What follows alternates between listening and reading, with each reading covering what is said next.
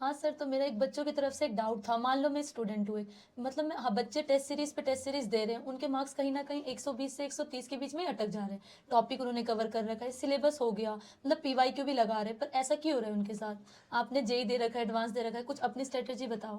तो मैम ये पूरा का पूरा एग्जाम माइंडसेट जो है ना, वो हम्म। बच्चों को थोड़ा बहुत अपने में चेंज लाना पड़ेगा। जैसे कि आप ऐसा समझो कि 3 घंटे का पेपर है, यस तीन सर। घंटे में जब बच्चा स्टार्टिंग में जाता है तो स्टार्टिंग में बच्चा एकदम प्यार से दुलार से बहुत आराम आराम से पेपर पे क्वेश्चन सॉल्व कर रहा है, वो हाँ हाँ क्वेश्चन जिसको आता है, हाँ। क्योंकि स्टार्टिंग में वही अप्रोच करते हैं। और सारा का सारा माइंड गेम यही है। मान लो फर्स्ट आवर के अंदर आपने सिर्फ 10 क्वेश्चन किए, अब आपको आते मान लो 25 क्वेश्चन के आसपास हैं, तो पहले 1 घंटे के अंदर आपने 10 क्वेश्चन किए, क्योंकि आपको लगा कि टाइम तो बहुत है। बहुत। तो इसमें अब नुकसान कहाँ हो गया बच्चे का नुकसान हुआ, टाइम गया, अब मेंटल प्रेशर आएगा। अच्छा मेरे पास अब बचे हैं मात्र 2 घंटे, करने 65 क्वेश्चन है, तो लास्ट के आधे घंटा भी वेस्ट हो जाएगा प्रेशर की वजह से। तो कोई भी बच्चा जो पेपर अटेम्प्ट कर रहा है उसका फर्स्ट प्रायोरिटी होना चाहिए कि पहले 1 घंटे के अंदर मैक्सिमम क्वेश्चन जो हो रहा है वो हो जाए। अगर आपके बोर्ड पे इमेजिन आप अपने आप को करो कि 1 घंटे के अंदर आपने देखा कि भाई मेरा 25 क्वेश्चन मैं कर चुका हूँ, आपको कॉन्फिडेंट कितना आएगा। ज्यादा 25 या 30-40 क्वेश्चन मैं कर चुका हूँ। अगर केमिस्ट्री जैसे सब्जेक्ट है, मान लो पेपर इजी आ गया आपके हिसाब से, तो 40 क्वेश्चन अज्यूम करो 1 घंटे में आपने कर लिया, कितना ज्यादा स्ट्रॉन्ग बूस्टअप मिलता है आपको। तो ये बच्चों को ध्यान रखना होगा कि first hour is more important than last our,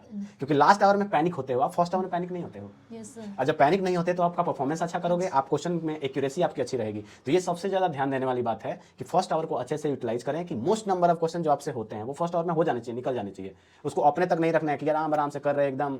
अच्छा कुछ और भी चीजें हैं, हालांकि ये मैं राय नहीं देता हूँ, फिर भी बहुत सारे ऐसे बच्चे हैं क्या करते हैं, मान लो आपके पास में एक क्वेश्चन है, एक क्वेश्चन के 4 आंसर है, आप क्लियर हो गए कि 2 आंसर नहीं हो सकता है, ठीक है, और आप चाहते हो कि मैं आंसर करूं, फिर भी बेसिकली आप रिस्क ले रहे हो। अब रिस्क लेने वाला बच्चा, अगर रिस्क लेना है तो पहले ही आप क्या करो, 50% रिस्क ले लो अगर लेना चाहते हो तो, क्योंकि लास्ट के 5 मिनट में सेम क्वेश्चन का आंसर में प्रोबेबिलिटी कर दोगे आप 1/4, आप फिर ब्लाइंडली तुक्का मारोगे। तो पहली बार में हाँ आंसर कर दो, उसको मार्क इन रिव्यू ऑप्शन होता है उसमें रख सकते हो, उसमें कोई दिक्कत नहीं है। नहीं तो लास्ट में क्या करोगे, प्योर तुक्का है, तो उसमें गलती होने के चांसेस ज्यादा है, इसकी वजह से मार्क्स लूज हो सकता है। तो मतलब फाइनल कंक्लूजन क्या है, फर्स्ट 1 आवर को बहुत अच्छे से यूटिलाइज करें।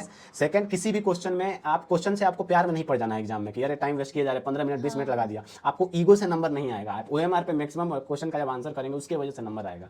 और इसके बाद नेक्स्ट पॉइंट है, मान लो कि आपको लगता है कि मेरा मैथ सब्जेक्ट बहुत अच्छा है, मैं जाके मैथ अटेम्प्ट करूंगा। अगर आपको लगा कि पहले 5-10 मिनट में मैथ का क्वेश्चन आपसे नहीं हो रहा है अच्छे से, तुरंत सब्जेक्ट स्विच करो। ईगो पे नहीं जाना है कि मैं मैथ आता है तो मैथ ही करूंगा, इसमें भी नुकसान हो जाएगा। इसीलिए तो बिल्कुल एकदम अपने आप को वाटर की तरह होना चाहिए कि भाई जिधर पेपर आसान हो गया उधर ही बह जाना है आराम से, और पेपर में जितना ज़्यादा मैक्सिमम नंबर लाना है। तो मुझे लगता है इससे काफ़ी ज़्यादा बच्चों को फायदा होगा। और एग्जाम अभी 2 दिन बाद में है, उसके बाद भी और है, तो जिन बच्चों का है वो 1-2 पेपर में ऐसा ट्राई करके देखेंगे तो उनको खुद ही रियलाइज होगा कि सही बोल रहा था मैं।